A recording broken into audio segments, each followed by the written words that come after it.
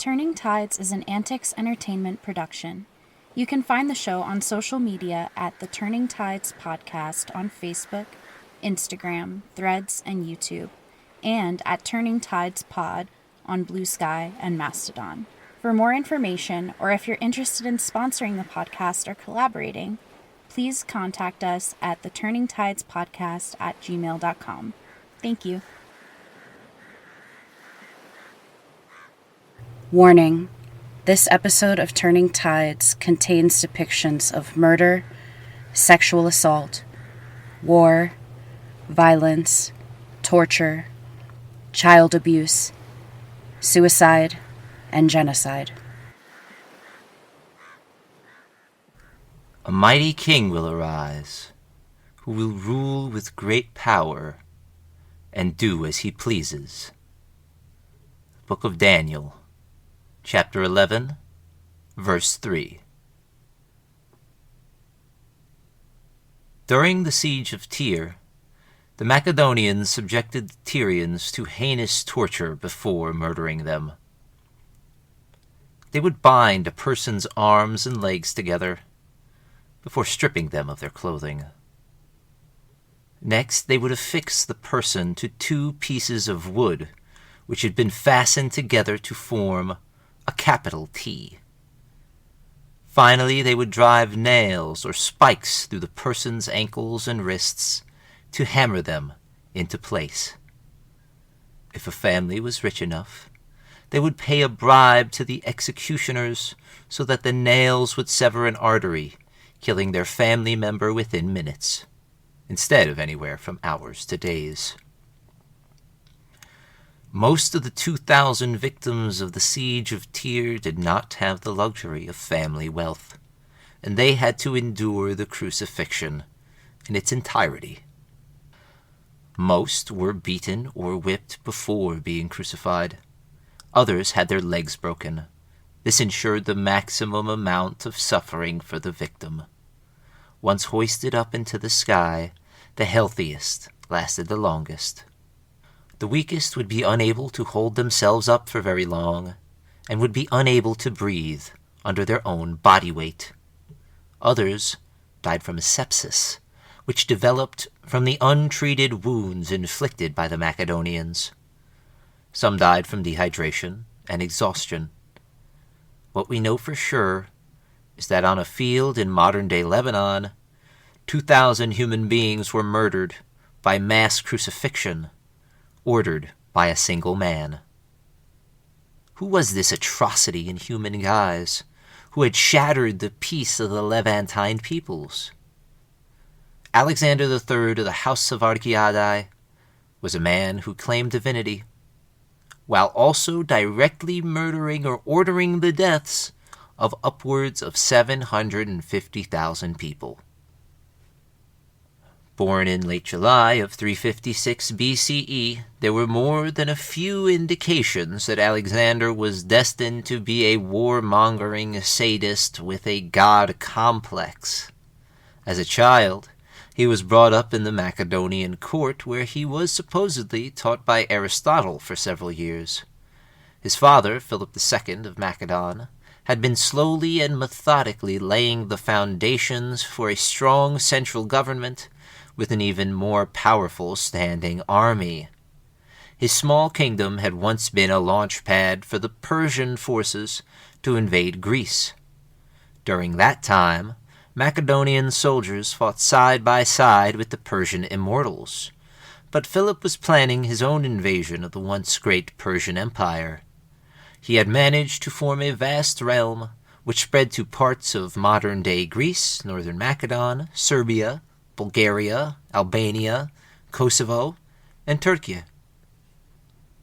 Philip, like many of his contemporaries, was romantically and sexually involved with men and women. Diodorus Siculus, a Roman historian during the 1st century B.C.E., asserted that Philip had many lovers. Amongst them was a man named Pausanias. The two had a falling out because Philip turned his attention to a younger man. To add insult to injury, the younger man was also named Pausanias. The elder Pausanias accused the younger of being promiscuous, and he demanded that the younger Pausanias prove his love to Philip by putting his body on the line during a battle. The younger Pausanias was deeply angered by these accusations, and in the next battle against the Illyrians, he tragically died defending Philip's life. Philip was inconsolable. One of Philip's officers, Attalus, blamed the living Pausanias for his friend's death. Attalus invited Pausanias to a party, got him incredibly intoxicated, and then ordered the enslaved peoples who were trafficked to him to sexually assault the half-conscious Pausanias. Pausanias woke the next morning horrified at what had just happened to him, and he went to Philip to seek justice. The king refused to punish Attalus, as he had friends in high places, and as a form of quote-unquote compensation for the assault, Pausanias was promoted to the position of royal guard. Pausanias was furious. He bided his time until the moment was right. Years passed until it was announced that Philip's daughter was to be married to the king of Epirus. With this information, Pausanias planned his attack. During the wedding, while the king was most vulnerable, Pausanias stabbed the king, killing him. Pausanias ran for his life. He had horses prepared for travel, as well as a head start on his pursuers, but he would not escape. As he fled, he tripped on overgrown vines and was killed by Macedonian soldiers who were in pursuit. We know Pausanias was the one who ultimately killed the king, but some believe this was part of a more grand conspiracy involving Alexander III and his mother. We know that Philip and Olympias, Alexander's mother, were estranged at this point, and that Philip had recently made a Macedonian woman his newest concubine. He was planning to have a child with her, and if this child grew to adulthood, it is likely Alexander would have been passed over in the line of succession. Alexander was equally scorned by high-ranking members of the Macedonian nobility, who considered him to be a quote-unquote half-breed. This was based on the fact that Alexander's mother was Greek, so her pairing with Philip was viewed as quote-unquote scandalous by the nobility. Additionally, the campaigns against Persia had already begun. Philip's army had already formed a beachhead in northwestern Turkey.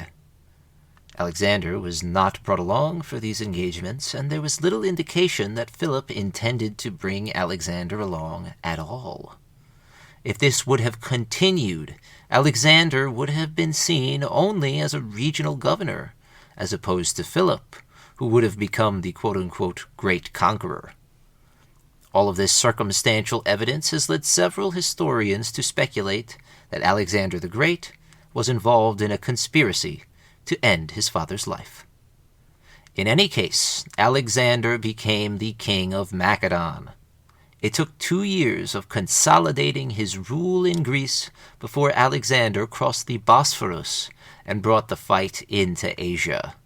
Alexander and his army murdered thousands of Persians, while their own casualties were in the hundreds. After Alexander's army secured the coastline of Anatolia, they marched inland to confront Emperor Darius and the royal Persian army. At Issus, the two sides met for one of the most decisive engagements in ancient history. Both armies turned the other's flank, but Alexander, at the head of his companion cavalry, was faster. Alexander's bodyguard came into contact with Darius's entourage. Fearing for his life, Darius fled from the battlefield. This caused the rout of the Persian army, resulting in the deaths of 40,000 Persians by the end of the day. This marked the beginning of the rise of Hellenism, and it was the final nail in the coffin for the Persian Empire. Instead of pursuing Darius and the remnants of his army, Alexander turned south to secure the highly profitable Levantine coastline. Following the 6-month-long siege of Tyre and the crucifixion of the city's inhabitants, Alexander moved into Palestine. He accepted the surrender of the Jewish leaders of Jerusalem, and as Cyrus the Great had done before him, he allowed the people of Judea to live under their own laws. Artistic renderings and writings detail Alexander visiting Jerusalem and even praying at the altar of Yahweh, but there is little historical evidence that this ever happened. Shlomo Sand calls this period a quote-unquote dark age for the Jewish religion and the city of Jerusalem. Before Alexander could conquer Egypt, he had to capture Gaza. He arrived in front of the city's massive walls and demanded that the city surrender, but the Gazans resisted his invasion. Alexander began an immense siege of the city. Palestinian and Arab defenders resisted these violent invaders, using all methods at their disposal.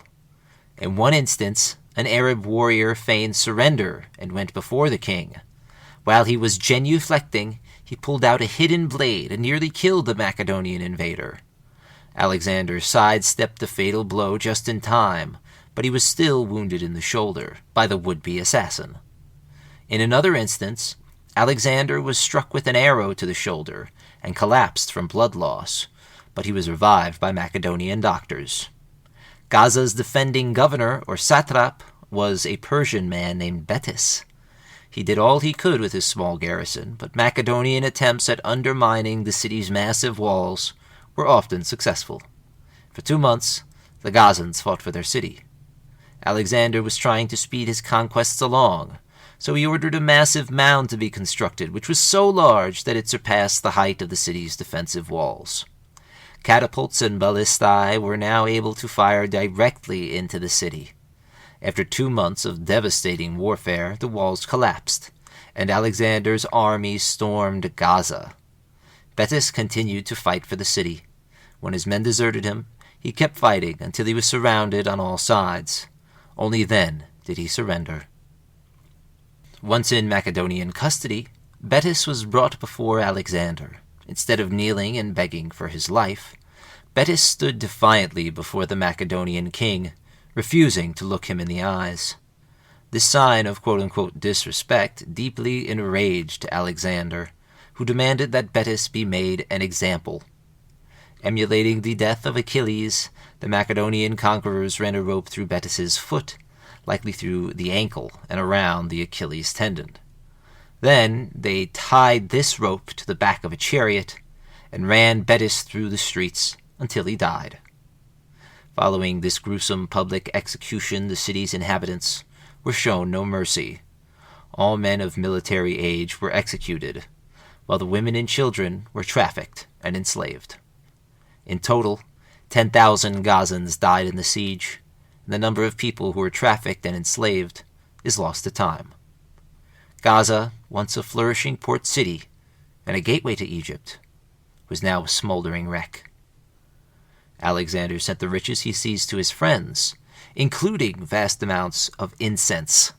For hundreds of years, the incense trade had made Palestine rich. Now it was readily available in Greece, where it had once been a luxury. The colonization of incense meant it quickly became an integral part of Hellenistic life. Despite the atrocities committed against them by Alexander and his army, Palestinians would quickly rebound, and Gaza would once again become a center for the incense trade for another 400 years. Alexander moved on to Egypt, where he encountered very little Persian opposition. Here he founded the city of Alexandria, just one of the many cities he had named after himself. He marched through Palestine once more on his way to Mesopotamia and Babylon. Once there, he encountered Darius and the Persian army. At Arbela, his outnumbered forces prevailed against the poorly led Persians. In an afternoon, Alexander had conquered all of Mesopotamia and murdered approximately 90,000 people. He now aimed his armies at Persia itself. Meanwhile, Darius would be killed by 2 of his lieutenants, who had been attempting to seize power. Alexander marched into Persia without a fight. He was greeted as a quote-unquote liberator by most, but he was opposed by a handful of hill tribes. After his conquest of Persia was complete, Alexander moved on to Central Asia, where he founded another Alexandria on the banks of the Sir Daria River. Veering south, he crossed the Indus River, coming close to death on numerous occasions. It is likely that this is where he contracted malaria. Following a mutiny carried out by his army, which he successfully stomped out, Alexander moved back into Persia. Once he got back to Greece, he planned to raise a new army and then conquer Europe. Before that could happen, he died in Babylon at 32 years old. The cause of his death is still widely debated. This began the period of the Diadochi, or the successors of Alexander. Before the king's body was even cold, his generals ripped the empire apart. The land was divided up into new kingdoms after Alexander's death, but the Egyptian Ptolemaic dynasty and the Seleucid Empire are the two which had the greatest impact on modern-day Palestine. Named after their respective founders, Ptolemy and Seleucus, it was these two empires which contributed the most to the spread of Hellenistic culture, identity, art, philosophy, and science, especially in the Levantine littoral and Southwest Asia. These two dynasties had an intense rivalry that would put Palestine in a precarious situation. The introduction of Hellenism would change Palestine and the Jewish religion as well. Shlomo Sand called Alexander's conquests and the ensuing Hellenistic period a, quote, big bang in the birth of Jewish communities in Egypt and the entire eastern end of the Mediterranean, unquote. Jewish people were no longer a single tribe of people who lived in inland settlements in Palestine. They began converting people to Judaism throughout the Mediterranean world, slowly pushing Judaism toward becoming the world religion it is today. Throughout this period, there were flourishing communities of Jewish people in North Africa, Turkey, Greece, and Rome, with as many as 4 million people estimated to be practicing Judaism. The number of practitioners of Judaism would not have been this high if it only accounted for the Jewish population which had immigrated from Palestine to the Mediterranean. Additionally, the first mass-produced versions of the Old Testament were printed in the Greek dialect Koine, which points to a massive movement of proselytization amongst Greek speakers. This mass conversion would continue to expand over the coming years. For the first 20 years of the rule of the Successor Kingdoms, Palestine was largely in the hands of Antigonus, who ruled the land from faraway Macedonia. Then in 301 B.C.E., Palestine fell under the sway of Ptolemy. Using a ruse, he captured Jerusalem and then deported thousands of its inhabitants to Egypt. In spite of this, Josephus described Ptolemy as a liberal who welcomed thousands of emigrating Jewish families into Egypt and Cyrenaica. Ptolemy II would continue this liberal streak, and he was the one who ordered the Old Testament to be translated into Koine. The Ptolemies granted autonomy to the Jewish people in Palestine and allowed them to mint their own coins with the word Yahud etched upon them. For decades, the Ptolemies ruled Yahud and the rest of Palestine. They interfered minimally in the autonomy of the locals, but in the 240s, Ptolemy III replaced the family of high priests in Jerusalem with a young man named Joseph. He would begin consolidating Jewish power in the statelet by instituting harsh measures against cities which refused to pay taxes. Josephus writes, quote, "He brought the Jewish people out of a state of poverty and meanness to one that was more splendid," unquote. The relative stability in Palestine was about to be shaken once more by a man proclaiming to be the descendant of Zeus. Remembered as Antiochus the Great, or Antiochus III Seleucus, he overtook the area stretching from Turkey to the Indian subcontinent, before turning his sights on Palestine. Several invasions of his were repulsed before he was finally successful, and became the new master of Asia. Antiochus maintained Ptolemy's policies, and went so far as to make a sacrifice at the Second Temple in the name of the Jewish God. He promised to return prosperity to Palestine, while ensuring the people's autonomy. In Jerusalem, the statelet of Yahud became a theocracy. Every law was based on religious dogma, and the only true authority was Yahweh. Violations of these religious laws would mean immediate, violent death for the suspect. The statelet was run by the high priests, who offered daily sacrifices to their god, and hundreds of thousands of religious pilgrims made their way to Jerusalem every year for Passover. The people of Jerusalem had no way of knowing that they would soon be dealing with another would-be conqueror set to descend on Palestine, one who is remembered in the book of Daniel as the fourth and final beast of the apocalypse.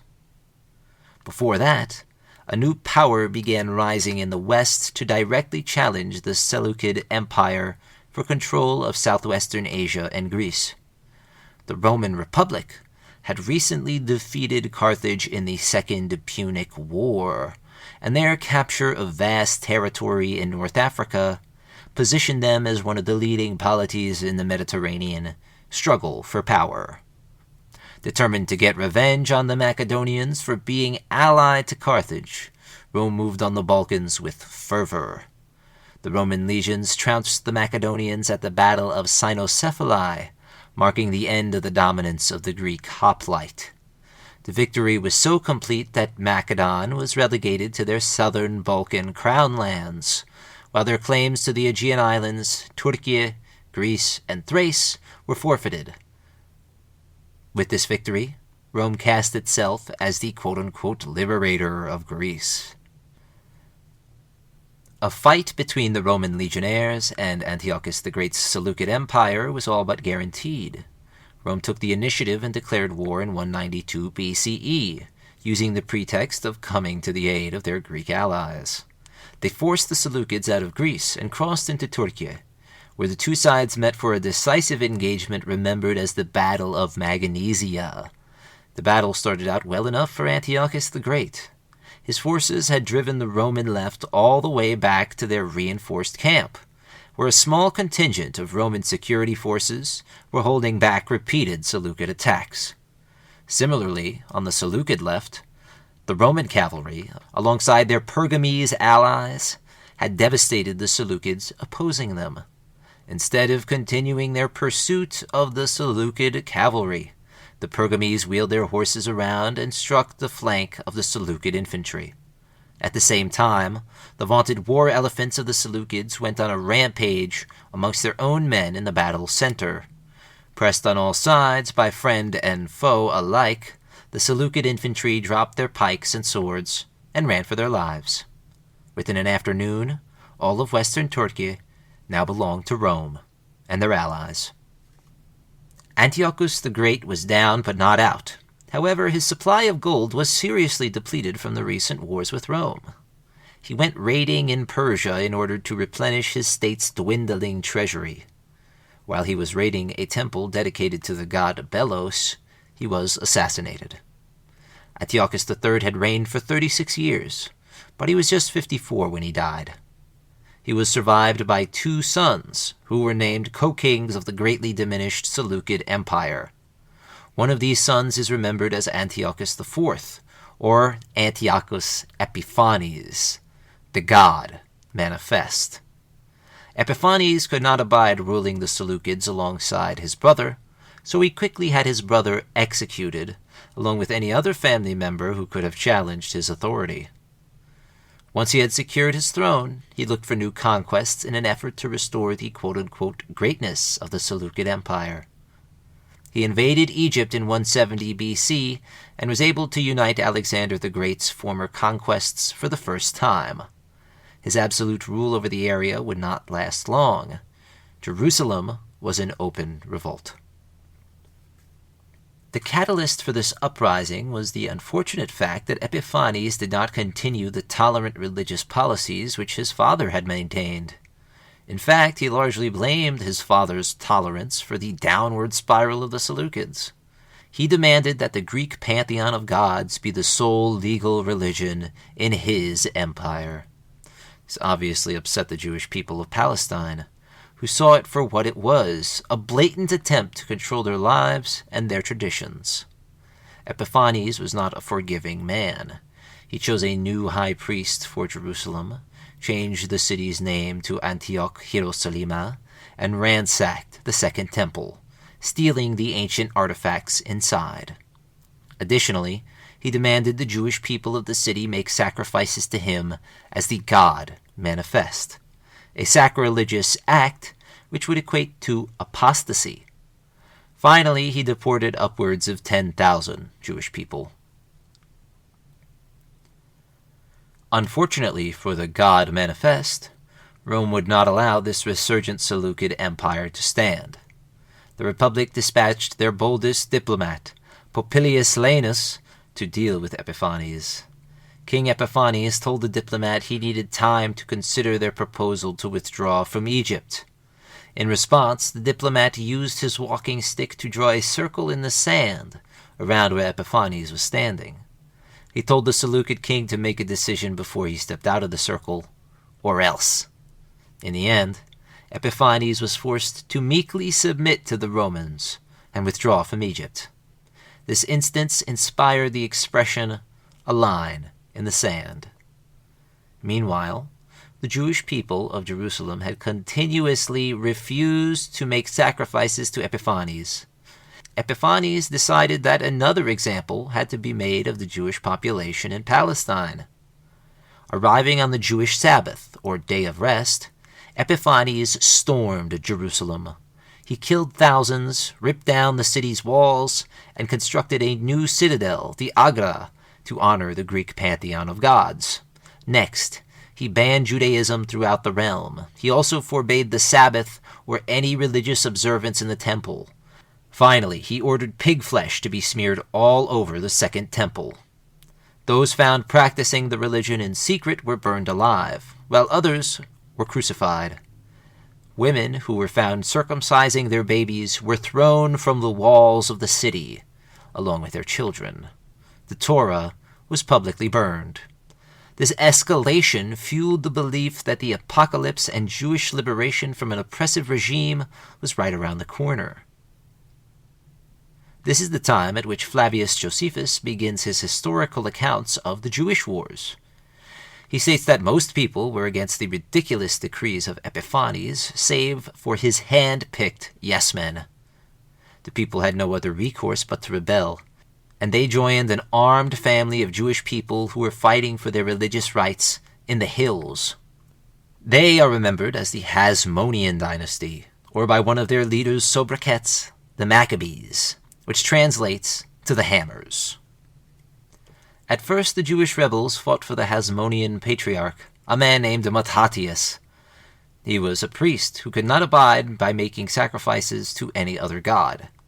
He armed himself and his 5 sons and began a guerrilla campaign against the Seleucid generals who had been sent to subdue Palestine. He would not live to see the end of the rebellion he had begun, but his son, Judah the Hammer, sometimes spelled Judas, took control of the nascent movement and proved to be an unstoppable force in the region.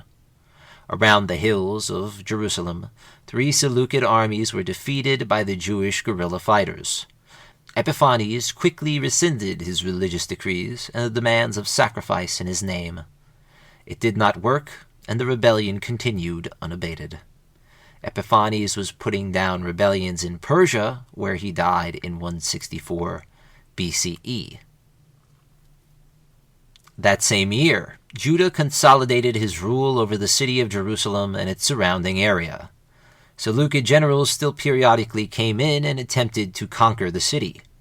During one of these raids, oil for the temple's candelabra was running incredibly low, but the light for the candles burned a miraculous 8 days. This is the folktale that inspired the creation of the Festival of Lights, Hanukkah. However, Shlomo Sand asserts that the origins of the celebration are based on a Greek pagan holiday co-opted by early practitioners of Judaism.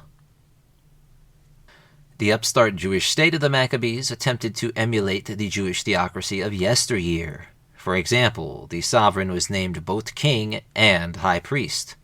Unfortunately for their dynasty, Judah the Hammer was defeated and killed by the Seleucids in combat. For a time, it seemed the Maccabees were at their limit. However, Judah's brother Jonathan, remembered as the diplomat, became the new leader of the Maccabees.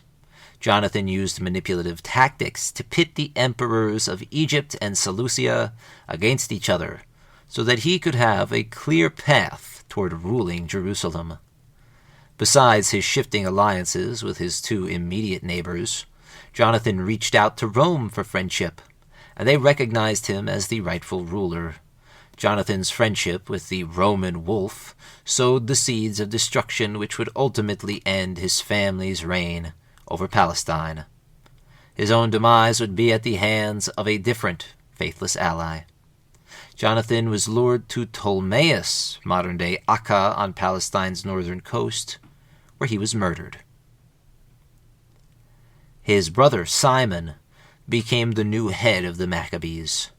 Remembered as the Great, Josephus writes that after winning a stunning victory against the Seleucids, quote, Simon became high priest and freed the Jewish people from Macedonian rule after 170 years of the Seleucid Empire, unquote. In 141 B.C.E., he permanently destroyed the Agra, whose foundation might be underneath the modern-day Al-Aqsa Mosque. In 134 B.C.E., at the height of his power, Simon was killed by his own son-in-law, who then attempted to seize the throne. Simon's son, John, confronted his father's murderer with an army, but his brother-in-law brought out John's mother and brothers and then beat them with iron rods on top of the city walls. He promised to throw John's mother and brothers down from the wall if John dared to attack. John's mother begged her son to continue the attack, but John could not bring himself to assault the walls. In spite of his compliance and his retreat from Akka, John's family was killed by his brother-in-law. As Palestine was embroiled in civil war, the Seleucids besieged and invaded Jerusalem. John had no choice but to give away his recent conquests, demolish Jerusalem's walls, and pay a huge indemnity for the quote-unquote privilege of being a Seleucid subject. He never got revenge on his brother-in-law, who fled to Amman in modern-day Jordan, and from there disappeared from history. When the Seleucids went to war with Parthia, John was obliged to send along his armies in support of his Seleucid overlords. Simon Sebag Montefiore writes, quote, The expedition proved a disaster for the Greeks, but a blessing for the Jewish people. John may have secretly negotiated with the Parthian king, who had many Jewish subjects. The great king was killed, and somehow John escaped from this quagmire, returning with his independence restored, unquote. He also returned with a new name, Hyrcanus, a reference to the Hyrcania River, a place to which he had never been. John Hyrcanus set about taking over his immediate neighbors in Palestine. During his long reign, he expanded Simon the Great's domain to twice its original size. In 125 B.C.E., he conquered the land of Edom to his immediate south. Josephus writes, quote, Hyrcanus took Dora and Marissa, cities of Idumea, and subdued all the Idumeans, and permitted them to stay in the country if they would circumcise their genitals and make use of the laws of the Jewish people. And they were so desirous of living in the country of their forefathers that they submitted to the use of circumcision and of the rest of the Jewish ways of living, at which time, therefore, this befell them, that they were hereafter no other than Jewish. Unquote. Toward the end of his reign, John Hyrcanus conquered the West Bank, or Samaria and Galilee. He attempted to forcibly convert the indigenous Samaritans, but the Palestinian Samaritans clung fiercely to their traditional way of life and their religious practices, just as the Maccabees had done against the Seleucids. Instead of allowing the Samaritans to continue worshipping their religion in peace, John Hyrcanus destroyed their temple, located in the Palestinian city of Nablus, before destroying the city outright. Shlomo Sand tells us that in the Hebrew calendar, the anniversary of the destruction of the Samaritan temple is a quote-unquote joyous one, on which it is, quote, forbidden to fast or mourn the dead, unquote. In spite of this oppression, inflicted by the Hasmoneans, there are still several thousand Samaritans living in Palestine today. After 33 years of being the ruler of the upstart Maccabees, John Hyrcanus died, and the realm passed to his son, Aristobulus. He would be the first Maccabee to call himself the king of Judea. He expanded his kingdom by annexing the Iturians of northern Palestine and Lebanon. He demanded they convert to Judaism or be expelled from the land. As a result, many accepted, quote, the laws of the Judeans, unquote. He was a brutal man in every aspect of his life. He imprisoned or killed most of his relatives, including his brother and mother. He died vomiting blood, having ruled for only a year. The realm fell under the sway of Alexander Junius, one of Aristobulus's few surviving brothers. Alexander was able to use violence to rule his domain much more efficiently than Aristobulus did. He enriched those who supported him and ordered the murder of anyone who challenged him. He had middling success in battle and was defeated often. At first he was defeated by the Egyptians, then by a neighboring Greek polity, which had killed thousands of his subjects. In a final dreadful defeat, an Arabian chieftain lured Alexander's army into an ambush and completely destroyed it. Although he was largely inept militarily, he was able to win a few wars as well. Alexander took several cities on the coast, including Gaza and Ascalon. Like his father and brother, he attempted to spread Judaism to these places by force. But the people in these cities resisted all attempts at forced conversion. In response, Alexander had the cities destroyed. He was despised by most Palestinian civilians. The people referred to him as the Thracian because of his horrific and sadistic nature.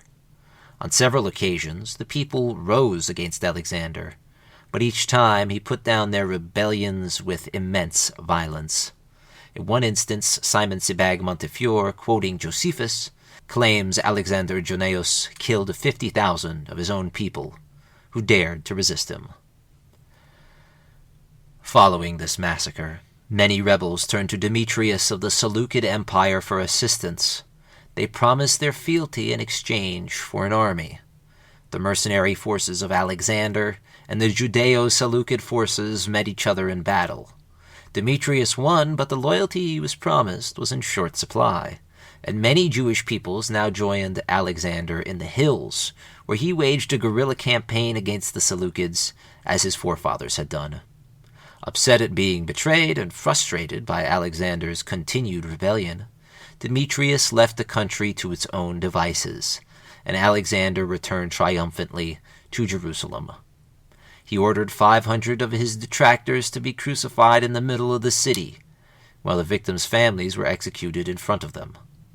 Josephus says, quote, Alexander watched these executions while drinking and relaxing with his concubines, unquote. After 27 years of conquest, blood, and deception, the Thracian died, leaving the kingdom to his wife, Alexandra. The fact that a woman was now in charge of a Jewish polity in Palestine was not novel. The last woman to govern the holy city of Jerusalem was Jezebel, whose reign ended brutally. Biblically, Jezebel was considered to be a, quote, treacherous pagan, unquote, but Alexandra is remembered as an incredibly pious Jewish woman. Her Hebrew title is Shlom Zion. It was, in the words of Shlomo Sand, the height of Greek Hellenization in ancient Palestine. During her rule, the main positions of power were held by the Pharisees. The Pharisees will be discussed in more detail in the next episode, but in the most basic terms, they were the high priests of the city. They controlled the Second Temple, as well as the tithes and donations given to it. This made the high priests as powerful, rich, and corrupt as any national ruler. In time, they would be called out by the Bible as the quote-unquote true murderers of the Palestinian Prince of Peace, Jesus Christ of Nazareth. Alexandra expanded her domain to the north, and taking advantage of a collapsing Seleucid empire, she conquered Damascus. In spite of these far-off military victories, Alexandra's rule remained unstable due to the feud between her two sons. This made the succession crisis one of the most pressing concerns for the kingdom. One son was named Hyrcanus, the other Aristobulus. As Alexandra aged, Aristobulus saw his opportunity to seize power, and he raised his flag in rebellion against both his mother and his elder brother. Before she could right the ship of state, Alexandra died after ruling for over 9 years. Hyrcanus and Aristobulus both attempted to claim the throne, but Aristobulus had more influence and followers. Hyrcanus agreed to give up the kingdom in return for his life and his other titles. Antipater, an Idumean and a supporter of Hyrcanus, urged him to flee to Arabia and garner support from the king ruling there. The Arabian king agreed to support Hyrcanus and his claim to Judea. Civil war broke out in Palestine once again, and caused immense hardship for the people living there. At the same time, Rome was advancing in all directions, especially around the Mediterranean basin. The Levant had already been breached diplomatically by Rome, but with the new civil war engulfing Palestine, the Romans saw their opportunity to quote-unquote bring order to the region. They dispatched a general and an army to secure the claim of whichever brother would bid the highest. Roman support vacillated between each warring faction until Aristobulus gained a clear upper hand. At this point, Rome sent their top general, Pompey the Great, to subdue Judea and turn it into a Roman vassal state. Pompey was already in the region and had only recently annexed Syria into the Roman Republic. Arriving in Palestine, both factions swore allegiance to Pompey and offered their assistance against the other.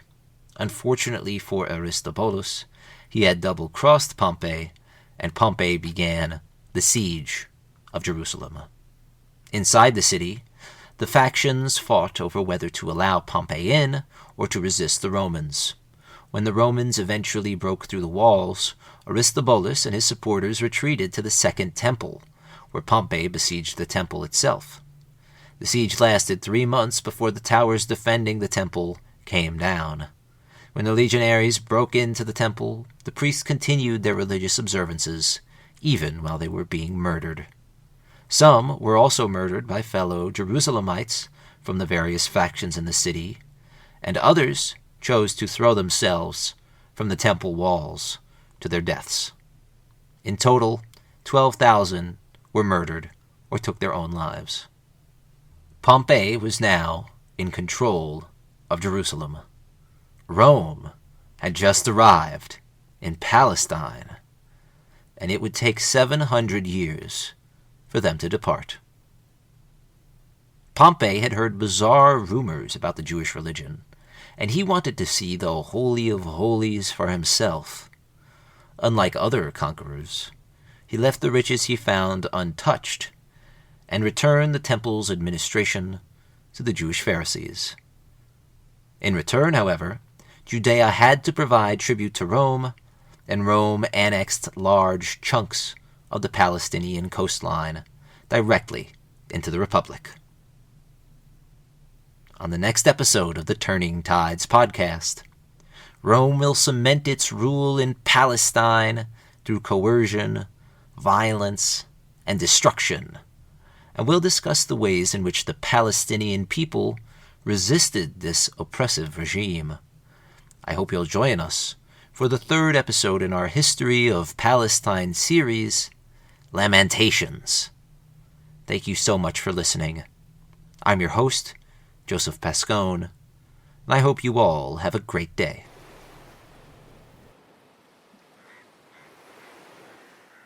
If you like what you heard today, you can support us by donating on PayPal at Turning Tides Podcast 1.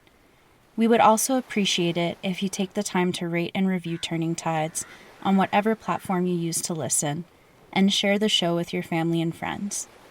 It really helps us bring the show to more listeners. Thank you so much for the support, and thanks again for listening.